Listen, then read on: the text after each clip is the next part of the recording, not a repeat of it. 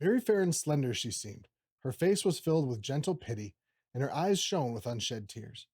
So Aragorn saw her for the first time in the light of day, and after she was gone, he stood still, looking at the dark doors and taking little heed of other things. Hello, everybody. Welcome to There and Back Again, where we are walking our way through Tolkien's Legendarium, looking for new insights and a greater understanding of the works we all love. Today, we're continuing through Chapter 6 of Book 3, The King of the Golden Hall. As we get started, don't forget to subscribe to the channel, grab a version of the books you don't have in the description below if you'd like to support the channel that way. We also have a couple great deals for you in the description. You can get 15% off artisanal tea and coffee from Chapters Tea and Coffee, and also get the friends and family discount when you refinance or purchase a new home with Rocket Mortgage. Links again in the description. All right, let's dive in. We finished the last video with the companions walking into the Great Hall of Meadowseld and seeing the giant tapestry of Eorl the Young riding to the rescue of Gondor. Now the four companions went forward, past the clear wood fire burning upon the long hearth in the midst of the hall. Then they halted. At the far end of the house, beyond the hearth and facing north towards the doors, was a dais with 3 steps, and in the middle of the dais was a great gilded chair. Upon it sat a man so bent with age that he seemed almost a dwarf, but his white hair was long and thick and fell in great braids from beneath a thin golden circlet set upon his brow. In the center upon his forehead shone a single white diamond. His beard was laid like snow upon his knees, but his eyes still burned with a bright light, glinting as he gazed at the strangers. Behind his chair stood a woman clad in white. At his feet upon the steps sat a wizened figure of a man with a pale, wise face and heavy-lidded eyes. There was a silence. The old man did not move in his chair. At length Gandalf spoke. "Hail, Théoden, son of Thengel! I have returned. For behold, the storm comes, and now all friends should gather together, lest each singly be destroyed." So here we have our first view of Théoden and 2 others who we'll get to in a second. Théoden first. Here, Tolkien says Théoden was so bent with age that he was almost a dwarf, and in a short paragraph we're going to skip, he says Théoden was still tall, bent though he was. Tale of Years tells us Théoden was born in 2048, so he's either 70 or 71, depending on his birthday. So bent with age doesn't seem too crazy, though I've met a lot of 70-year-olds who are old, yeah, but still pretty hale. So there's probably something going on here. Now, we all know why if we've read the book or seen the movie before, but, indulge me. Luckily, Hammond and Skull are here to point us to Unfinished Tales. We get more detail about this situation in Chapter 5 of Part 3, The Battle of the Fords of Isen. Théoden's health begins to fail shortly after Gríma started working with him. This occurred early in the year 3014 when Théoden was 66. His malady may thus have been due to natural causes, though the Rohirrim commonly lived till near or beyond their 80th year, but it may well have been induced or increased by subtle poisons administered by Gríma. In any case, Théoden's sense of weakness and dependence on Gríma was largely due to the cunning and skill of his evil counselor's suggestions. So this Gríma caused Théoden to be dependent on him and become weak, and presumably is the cause for what can be considered a premature shrinking. But if we don't have all this extra information, it's still a sad moment. We see a king that was once tall and strong, now shrunken and weak looking. Of course, one of the other 2 characters we saw is like the one to blame, the one with the heavy-lidded eyes. The other, only marked as a woman clad in white, is Eowyn, and this is our first glimpse of her. The end of that section has Gandalf greet Théoden with a warning. Théoden's response is not necessarily surprising given what we've heard from Éomer, but is Éomer, I guess, but it's still not encouraging. In the interest of keeping this video as succinct as any other, let's just mention Théoden's response and get more into the banter between Gríma and Gandalf. Théoden has a couple great lines here, though. Gandalf is a herald of woe. Troubles follow him like crows. Théoden was glad when Shadowfax came back without the rider. Evils probably come with Gandalf even worse than before. Of course, Gríma decides to chime in. "You speak justly, Lord," said the pale man sitting upon the steps of the dais. "It is not yet 5 days since the bitter tidings came that Theodred, your son, was slain upon the West Marches. Your right hand, second marshal of the Mark. In Éomer there is little trust. Few men would be left to guard your walls if he had been allowed to rule. And even now we learn from Gondor that the Dark Lord is stirring in the east. Such is the hour in which this wanderer chooses to return. Why indeed should we welcome you, Master Stormcrow? Loth spell I name you ill news, and ill news is an ill guest, they say." He laughed grimly as he lifted his heavy lids for a moment and gazed on the strangers with dark eyes. You are held wise, my friend Wormtongue, and are doubtless a great support to your master, answered Gandalf in a soft voice. Yet in two ways may a man come with evil tidings.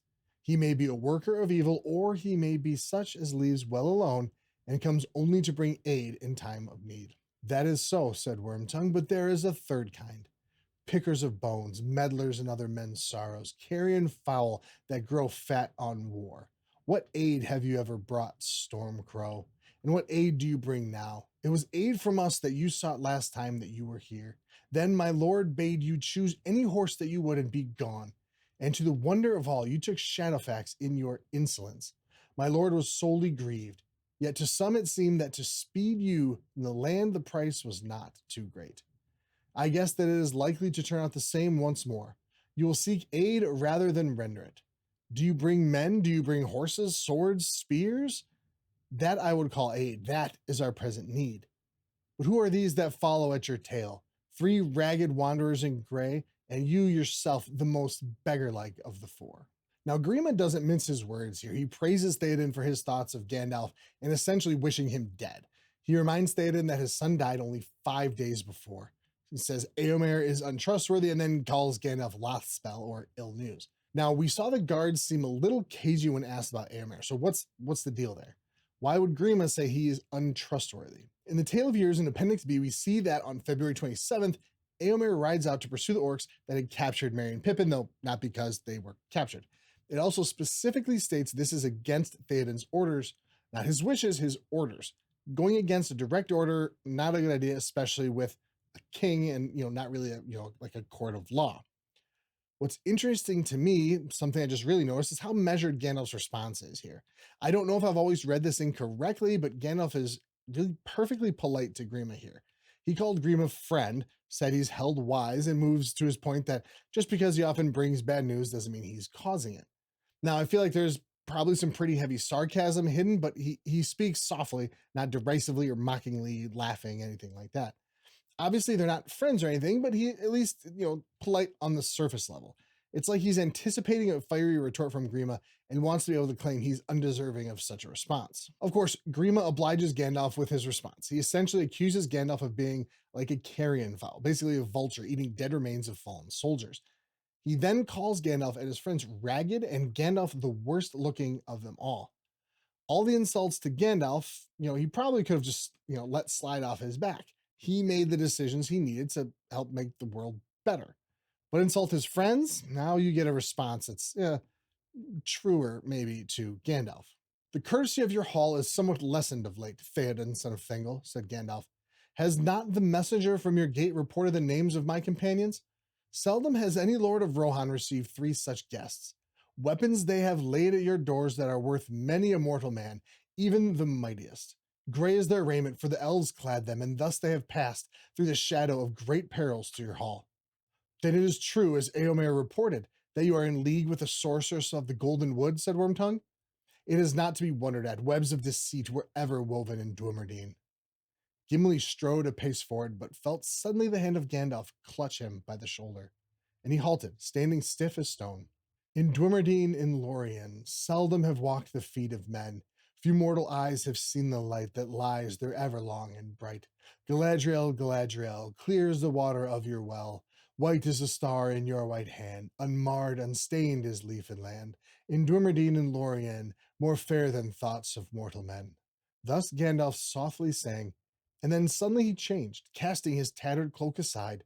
He stood up and leaned no longer on his staff, and he spoke in a clear, cold voice.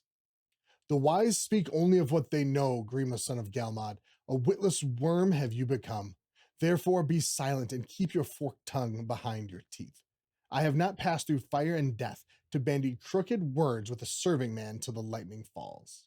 I know, at this point, I'm just basically reading the book, but it's just too good.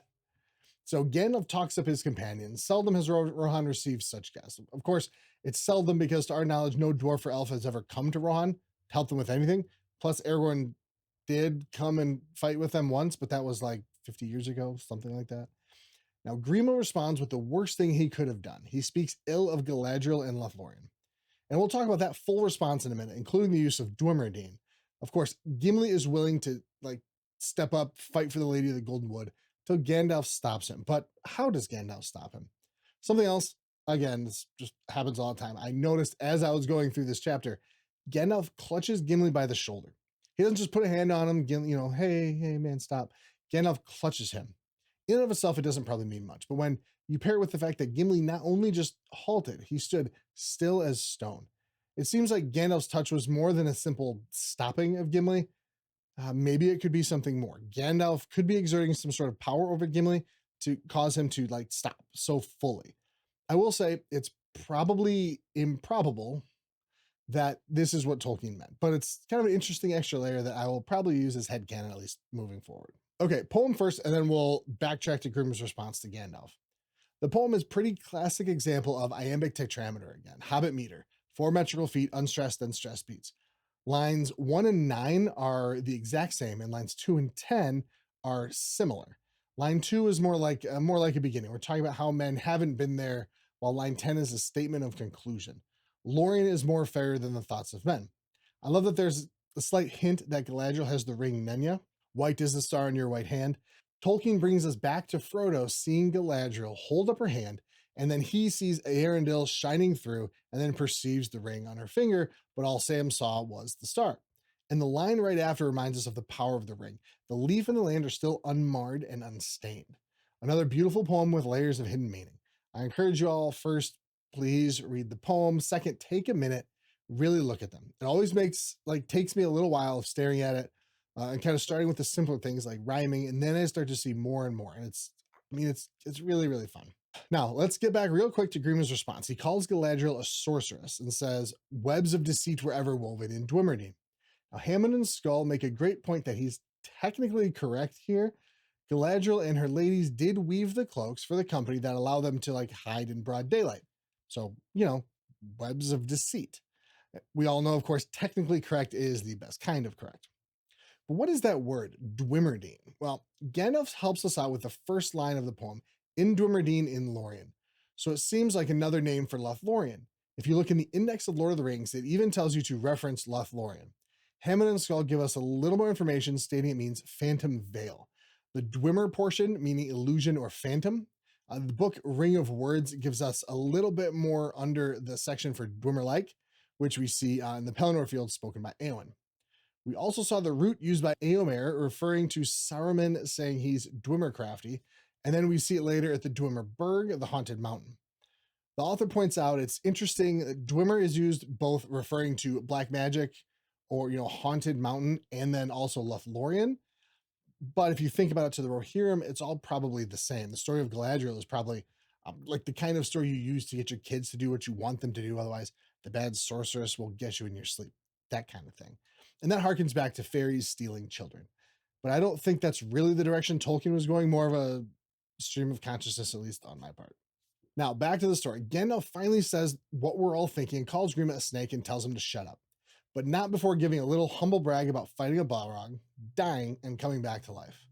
What's funny, actually, is kind of how Gandalf ends this. He hasn't passed through fire and death to talk back and forth with his servant until lightning falls. Well, why is that funny? He raised his staff. There was a roll of thunder.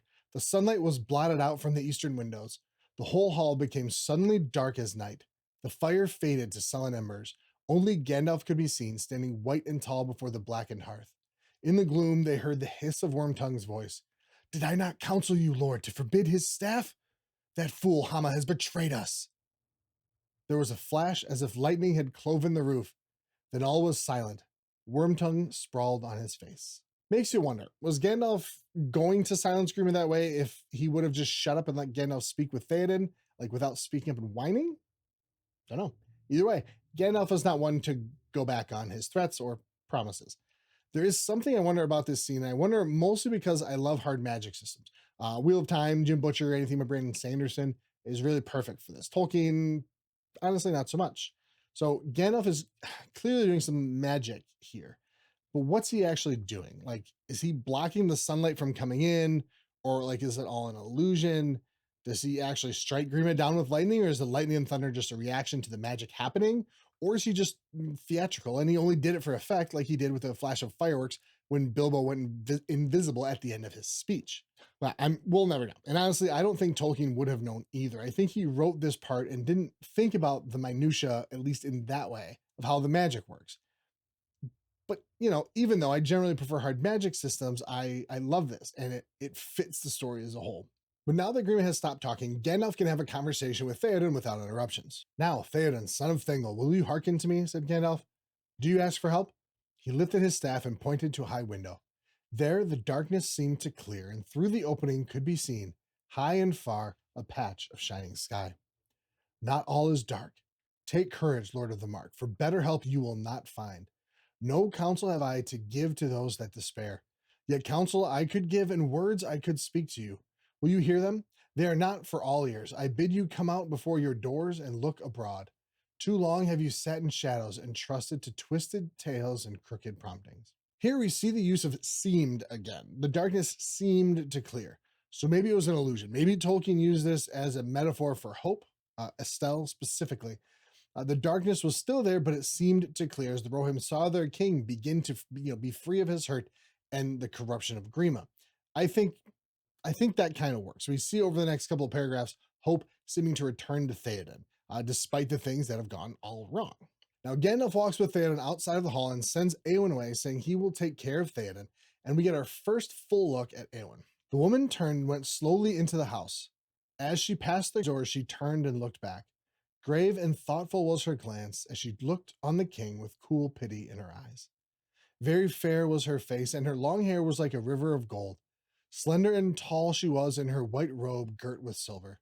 But strong she seemed and stern as steel, a daughter of kings. Thus Aragorn, for the first time in the full light of day, beheld Eowyn, lady of Rohan, and thought her fair, fair and cold, like a morning of pale spring that is not yet come to womanhood. And she now was suddenly aware of him, tall, heir of kings, wise with many winters, gray-cloaked, hiding a power that she yet felt. For a moment, still as stone, she stood. Then turning swiftly, she was gone. Eowyn, poster child of unrequited love. As usual, Tolkien paints a wonderful picture here. We see two people notice each other in a striking way. For the longest time, I thought it was odd to have Aragorn notice Eowyn in such a distinct way. And I'm pretty sure I thought they would end up together at least the first time I read this, even though seeing someone as cold isn't exactly the best sign that they'll want to marry you.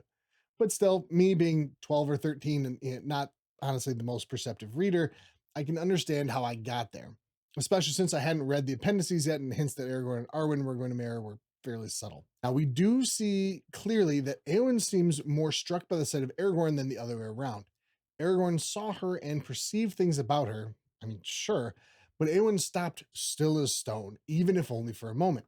So we clearly see something on her end. What's really interesting to me is that Hammond and Skull again mentioned in the Reader's Companion. For some time while writing this part of The Lord of the Rings, Tolkien intended that Aragorn and Eowyn should marry.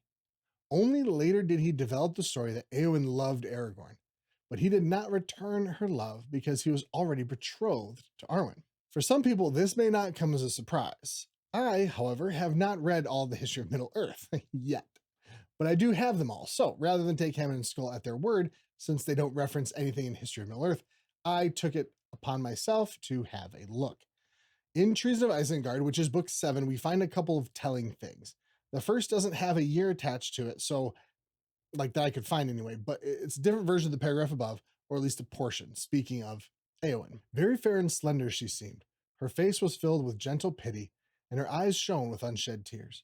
So Aragorn saw her for the first time in the light of day, and after she was gone, he stood still, looking at the dark doors and taking little heed of other things. It sure seemed like Aragorn's first sight of her had a different effect. I don't think the final version of Aragorn, who was betrothed to Arwen, would stare after Eowyn quite so hard.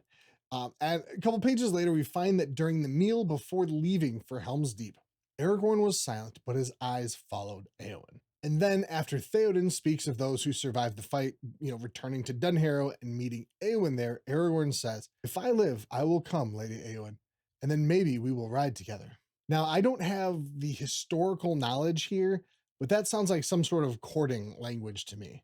But most telling, Christopher Tolkien states there's a list of matters to be explained before the end. And this is subtle, so I need you to pay attention here, okay? This is what this list, one of the points on the list says. Aragorn weds Eowyn, sister of Aemond, who becomes Lord of Rohan and becomes King of Gondor. So I know it's a little tough to parse, but there we have it. Hammond and Skull were right. It looks like Tolkien initially planned on Aragorn and Eowyn marrying. My guess, since I haven't finished History of Middle-earth yet, is this idea lasted until he started fleshing out Faramir in the House of Healing and his conversations with Eowyn. I'll just have to keep reading History of Middle-earth, I guess. But it's something to keep an eye out for. Tolkien changed a lot from his first couple drafts of the story, and little, I don't know if Easter eggs is the right term, but lines that could have been edited more or better were overlooked and left in, give us fun clues to what the story looked like before. Okay, so Aragorn was originally going to marry Eowyn.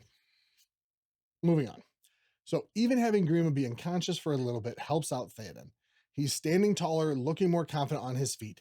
Gandalf prompts Théoden to have Éomer released and Hama is sent to get him. Now there's a small time for Gandalf and Théoden to talk alone. There is no time to tell all that you should hear, said Gandalf. Yet if my hope is not cheated, a time will come ere long when I can speak more fully. Behold, you are come into a peril greater than even the wit of Wormtongue could weave into your dreams. But see, you dream no longer, you live. Gondor and Rohan do not stand alone. The enemy is strong beyond our reckoning, yet we have a hope at which he has not guessed. Quickly now Gandalf spoke. His voice was low and secret, and none save the king heard what he said. But ever as he spoke, the light shone brighter in Théoden's eye, and at last he rose from his seat to his full height, and Gandalf beside him, and together they looked out from the high place towards the east. Verily, said Gandalf, now in a loud voice, keen and clear, that way lies our hope, where sits our greatest fear. Doom hangs still on a thread, yet hope there is still, if we can but stand unconquered for a little while. Gandalf, ever the optimist, basically says everything is worse than Théoden already thought. Lovely. Gandalf now explains everything to Théoden. I'm assuming he even gives like some sort of explanation of where Frodo and Sam have gone. I'm in two minds of whether he mentioned the ring or not, though. I don't know. But as we see Théoden get the information, we see a light kindle in his eyes, and he stands a little bit taller. It's like the idea of a challenge and a chance to help the fate of the world puts new life and energy into him. Weird. He's ready for the challenge. He is ready to have Rohan's part be cast into song. The section we actually hear from Gandalf is not terribly optimistic if you're looking for just survival. Doom hangs on a thread, but they just have to remain unconquered. It's not exactly, thriving unconquered. In my mind, Gandalf is using the power of Narya here, kindling the hearts and courage of men. He's giving hope and inspiring them to keep moving, keep working, keep fighting. Théoden and Rohan may not be the ones who will ultimately decide the war, but they can play their part. But as Théoden thinks more about what was said, we see him start to waver a little bit. Slowly, Théoden sat down again, as if weariness still struggled to master him against the will of Gandalf. He turned and looked at his great house. Alas, he said, that these evil days should be mine, and should come in my old age instead of that peace which I have earned. Alas for Boromir the brave, the young perish and the old linger, withering. He clutched his knees with his wrinkled hands. I want to look at this section just briefly to draw a parallel between what Tolkien is saying here and what Tolkien experienced. The young perish and the old linger. Tolkien had a friend from school named Rob Gilson, part of the TCBS, who died on the first day of the Battle of the Somme in World War I. Hammond and Skull let us know Gilson's father wrote to Tolkien, "Would to God that we men past the military age could go and do this business instead of you young fellows." And we all know Tolkien lived through World War II, nervous for his son Christopher in the Air Force, and probably feeling the exact same thing his old friend's father had. It wouldn't surprise me if he distinctly remembered the letter he received. This is very much what I think of when I see this line from Théoden. He knows, he's lived a long life, he's experienced so much. He would much prefer those like Éomer and his son, now dead, that they would live through all this to experience the things he did. I'm not as old as Théoden, and I feel that when I have friends pass away and other friends lose young loved ones. The older I get, the more I even understand it. Now, the next section I like, but I don't have much to talk about. Gandalf says Théoden should get his sword back. Éomer gives it to Théoden. And for once, I'll be skipping the poetry, sadly. But Théoden asks Gandalf what his counsel is. What should they do? "You have yourself already taken it," answered Gandalf. "To put your trust in Éomer rather than in a man of crooked mind. To cast aside regret and fear. to do the deed at hand. Every man that can ride should be sent west at once, as Éomer counseled you. We must first destroy the threat of Saruman while we have time.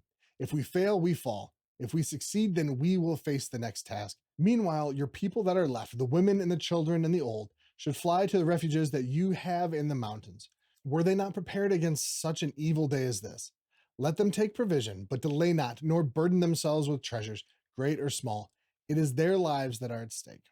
In one paragraph, we have the plot of the rest of Book 3. Saruman must be dealt with. They can't have an enemy at their back while they're trying to fight Mordor. Saruman would roll through Rohan, killing indiscriminately. They would need a place to come back to when it's all over if they succeed. And here we get the first glimpse of the idea of a place for them to hide in the mountains.